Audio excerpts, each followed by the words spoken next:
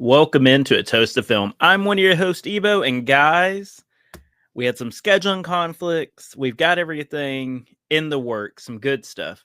But today, your boy, Ebo, I'm here to do a little catch-up episode. We've had a lot of big stuff come out that I've not been able to talk about yet, get a reviews out for. So, on today's episode, we are jam-packed. We're talking 5 movie reviews, y'all. 5. And of those reviews, we will have Snow White, very controversial. The Electric State, very controversial. Opus, Ash, and a special treat, Grand Theft Hamlet. Please stay tuned for that review. And, even though we're doing a catch up, even though we're loaded down reviews, we got to have a list of the week. And this week's list, top 5 movies you should have on your radar for April 2025. But guys, like I said, it's a catch up and we're going to get into the Snow White review. And some people say that it's a rotten apple. Well, no rotten apples here because I got a Granny Smith craft cider from Atlanta Hard Cider Co. It's a green can, so it's a little hard to get on screen. But this is a limited small batch. They're out of Marietta, Georgia. I got myself a nice little pint here in my Rugrats glass. And I got to say, guys, this is a very clean, very refreshing, very nice cider. I'm iffy with some ciders. I'll drink a cider because a cider is always nice. It's always easy to drink. This is very good. I still think Woodchuck is my favorite, but I gotta tell you, the cans are nice. They're this nice green can. They got little apples and stuff all over them. Real nice can. And then it's just nice, smooth, drinkable. So since we're getting a Snow White, let me take a swig because I have some things to say. All right, so Snow White. This is a live action rendition. We gotta make a live action version of every animated film. And this is from director Mark Webb, who brought us the Amazing Spider-Man films. We got Rachel Zegler playing Snow White. Gal Gadot is the evil queen. And, this movie, it's been around since like 1937. So we all know the tale. Here is my thing. Number 1. Is this a great movie? No, it is not. Is this the abysmal piece of trash everyone says it is? I don't think so. Now, before we get into the good, because there is some good, let's address the bad. 1, Gal Gadot's pretty flat as the queen. I mean, that's very fair to say. I do think the Huntsman and Jonathan are way more flat than Gal Gadot. But those 3 altogether, pretty awful. Rachel Zegler, I think she brings a lot to the character. And I feel that she brings a lot to the songs because she's such a great singer. We know that from, West Side Story. We know that from Ballad of Songbirds and Snakes. However, much like Mufasa, the songs in here are bad. Like there's a couple, like Whistle While You Work and, Hi Ho, but the songs in this are really bad. They're all very forgettable. This felt more like a live action version of the movie Wish than it did a live action version of Snow White. So I don't know. The 7 dwarves, they're pretty jarring to look at. I do think they're a high point of the movie. I think they're funny. I think the characters are well done. The thing is that in this entire movie, with your 7, Snow White and the 7 dwarves, they're fully CG, just computer generated so that they could look like live action versions of their cartoon counterpoints, with the extended features and whatnot. So there's also the like Robin Hood and the Merry Men type deal where Jonathan, the love interest for Snow White, he leads this like band of misfits. And on that side and on the Snow White's, Seven Dwarfs, the miners side, there is a little person actor on both sides. But my thing is, why couldn't we have just had work? There's a lot of individuals who would probably like to do those roles. Maybe they wouldn't. I don't know. I don't speak for them. But the one little person actor who is one of the Seven Dwarfs, I believe he was Grumpy, is our main man, Martin Kleba from Pirates of the Caribbean. So this movie, it's one of these things where we're going to keep getting them, but we don't need live action versions of these movies. The animated versions are perfectly fine. And I feel like with Aladdin, I do think is probably the best one. And Jungle Book, I feel like you're bringing, some really good stuff. But this, it's very forgettable. I do think Rachel Zegler and the Seven Dwarfs, I think they bring a lot. But at the end of the day, this is not a movie. When I was explaining it to Trey, to me, it is not a family film. It is a children's film. And that makes a very big difference on your target audience, because there were little bitties in the theater when I went and they enjoyed it. The parents and older people, not so much. So Snow White, it's not awful. It is very forgettable. And, there's not enough good to make it have a lasting memory. So Snow White, I'm going to give a 2.9 out of 5 cheers. I think it has some really good, but it has more bad. And at the end of the day, it's just generic and forgettable. So moving on. Okay, I got some things to say about this one. Hold on. Let's get ready. Okay, so this is The Electric State. This is a Netflix release. It's from the Russo brothers, and it's got Chris Pratt as Keats, Millie Bobby Brown as Michelle. I mean, stacked cast. Actors in the movie, we have Stanley Tucci as Ethan Skate, Kihei Kwan as Dr. Amherst, Giancarlo Esposito as Colonel Bradbury, Coleman Domingo is a cameo as Wolf, and then robot voices. We got Alan Tudyk, the man, the myth, the legend. We got Woody Harrelson, Anthony Mackie, Brian Cox, Jenny Slate, Rob Gronkowski, Hank Azaria. List goes on. Before we get into movie, here's my issue. This movie had a $320 million budget. There are so many movies trying to, get big budgets. And this movie has an obnoxious budget, $320 million to make a movie. And this is never going to get a physical release. It's just going to be a Netflix, marquee film. And it really bothers me. This wasn't put in theaters. This isn't yet a physical release. It's just streaming. And as y'all know, I am like the biggest anti-streamer around.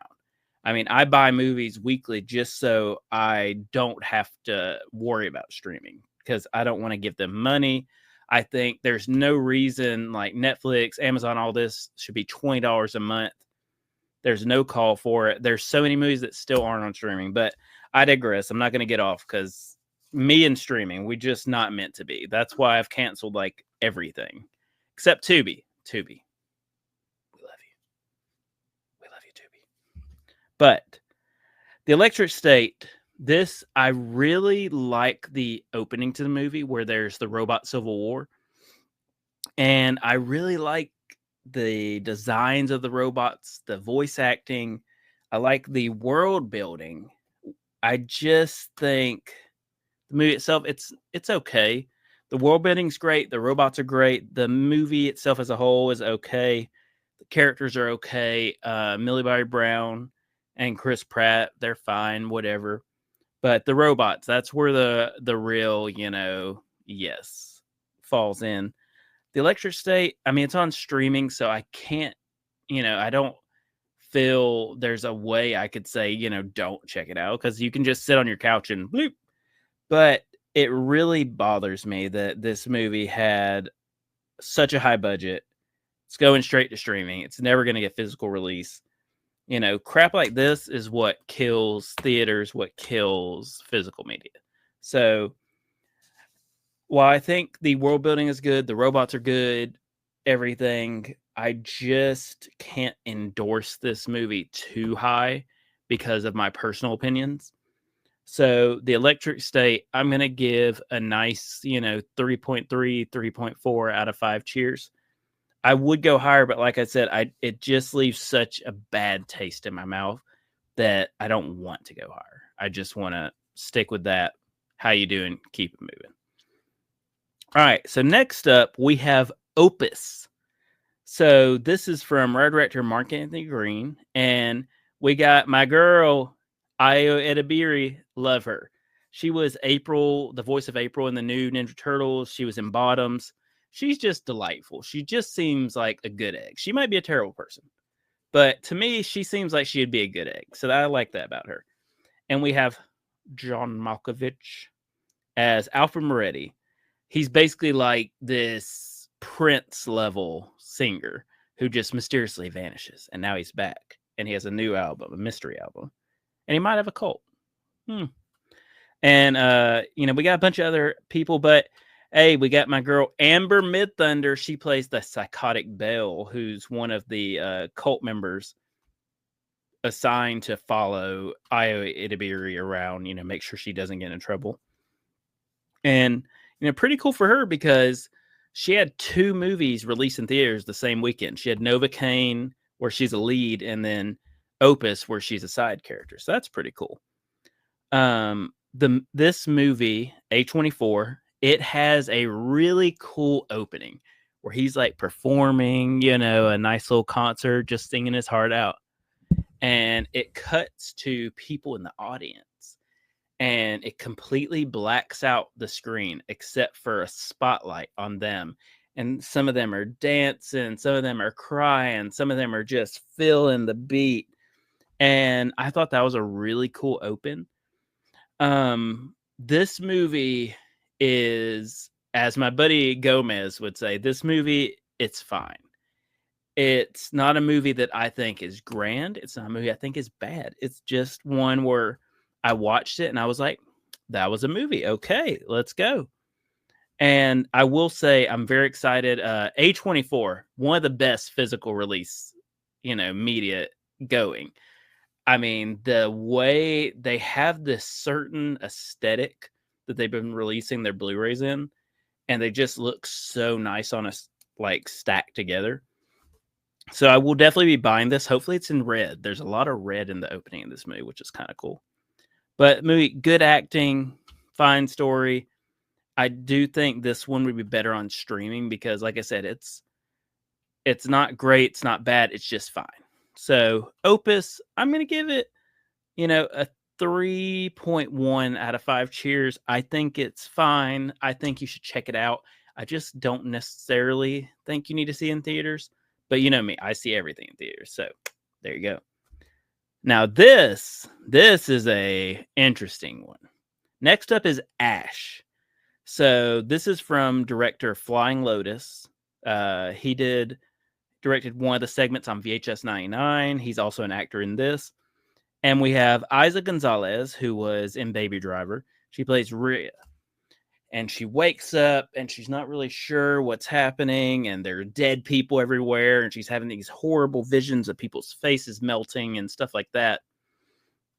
And then Aaron Paul comes in. He's Brian with an O, not an A. Interesting. This movie is a very slow sci-fi film. It's very trippy. Some of the visuals with the sky, some of the visuals with the people's faces melting. You need to know going into this, there's a lot of flashing lights, a lot of very interesting images. However, I will say the payoff in this movie, I thought was very good. I like this. Ash, I think it's a great time. I think see it in theaters because I think it will look great on the big screen.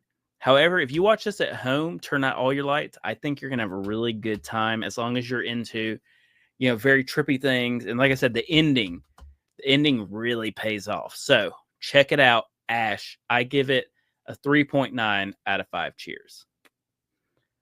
All right, and our last review before we get into the top 5 of the week, we have Grand Theft Hamlet. So this is I'm just reading what I got written down, y'all. This is a 2024 British documentary film directed by Sam Crane and Penny Grills. This film is about the staging and production of Hamlet in the video game Grand Theft Auto Online during one of the UK's, I believe it was the third COVID-19 lockdown in 2021. So it's a documentary. It follows Sam Crane and Mark Overstein as they attempt to cast and produce a live virtual production of Shakespeare's Hamlet in the video game Grand Theft Auto Online. You know, it's the third pandemic, so they're having to stay at home during lockdown. It's shot entirely in-game. So for those who have never played Grand Theft Auto Online, I haven't, but I'm at least aware of it. You know, you're going around, you're playing your people, you're robbing cars, you're doing stuff, you're shooting folks, whatever. So these two, they're just hanging out one day online. They got their little virtual dudes, and they're just walking around doing stuff.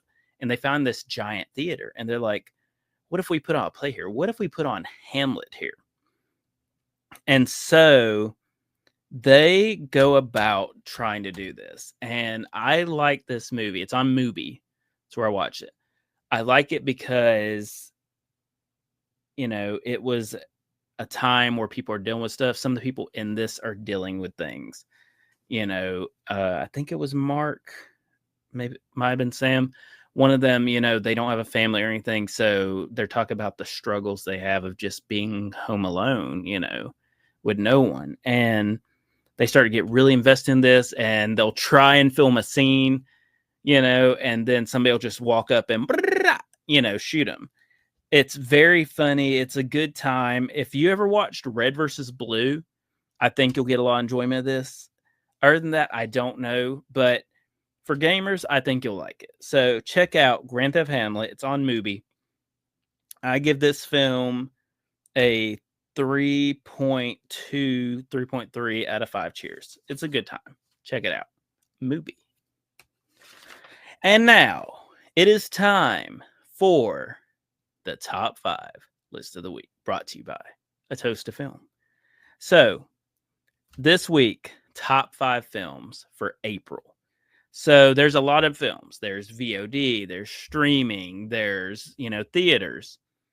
And I narrowed down 5 I want on y'all's radar. Whether they're on your radars or not, I don't know. But if they're not, you should put them on your radars. So number 5, you know, with me, with number 5s, I always like to have a good time. So number 5 is a VOD release coming at the end of the month called Big Freaking Rap. This is from Thomas J. Churchill. I like this movie. I saw the trailer. I haven't seen the movie, but I've seen the trailer. And they did practical effects for this giant rat. And I just think it looks like a fun time. Big freaking rat.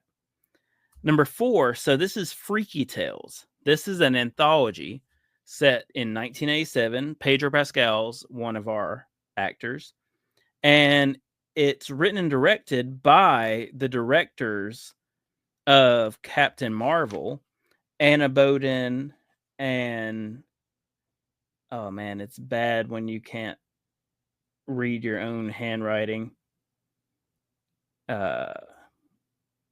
Ryan Fleck, I'm pretty sure. If I messed it up, I'm sorry, man. My own writing's bad. But Freaky Tales, I love anthologies, and I think this looks like it's going to be a fun time. Check it out. Hitting theaters.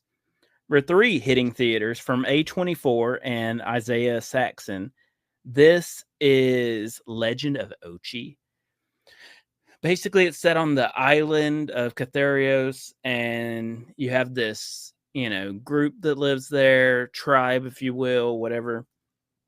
And there are these legends of these creatures out in the woods, the Ochi. They got these big ears. You got to look out for them. And then this girl, she's always been interested in them. She captures a little one. And then she goes on this journey to set them free. Are they these evil destroyers, you know, that they've always been told? Are they not? I love the look of the little Ochis. So I cannot wait for this. This is one of my most anticipated movies of April. Number 2, had to put it here. This is Drop from my number 1 director going, Christopher Landon. Happy Death Day. He's the man. Christopher Landon, number 1. And I mean, the trailer is really good. I like the cell phone. I think the trailer's great. Especially there's a scene where she's walking back to the table and all the lights are out, but there's just little spotlights above each table, and there's a woman walking by with like a cake with sparklers on it. Beautiful cinematography. But Drop had to be my number 2. But it's not often when I'm doing, anticipated movies that's one I've seen. But number 1, Trey and myself, we saw an early screening of this at Days of the Dead. We met the director. We met one of the actresses and who's also a producer. We also met the lead actress. This is Screamboat. Director Stephen Lamorte, his wife Amy Shoemaker, who's one of the producers and one of the actresses. David Howard Thornton is Screamboat Willie, Steamboat Willie, Kaylee Hyman, our girl Cindy with her squad, Cindy and her squad for life. Allison Piddle as our lead. This movie rules. We saw early screening. We are going to see this. We have our tickets booked April 2nd. We're very excited. I ordered a shirt even because we're so pumped to see, because when we saw it, it's a memory we'll never forget, because David Howard Thornton, Allison Bill, the whole cast is sitting next to us. And it's just incredible. It's so funny, but we want to see it on the big screen. We want to see it with great audio. I'm very excited. I cannot wait to see it again. Check out Screamboat. It's a great time. It's not even able to be on A-list, and we're still going to see it because we think this movie is that good. So check it out, Screamboat. There you go. We started the list with a rat. We ended with a rat. But we're at the end of the episode, and if you want to let us know what you're looking for, you want to let us know you got your Screamboat tickets available now. Then anything else, maybe I was wrong about Opus, Snow White. There's so many things you can tell us. Let me tell you the best way to tell us. Check us out on Instagram and TikTok, A Toast to Film, all one word. Check us out on Twitter at film_toast, or check us out on beautiful YouTube. You can see my cool shirt, see my little Rugrats pint glass, and we just wish you a good night and good viewing.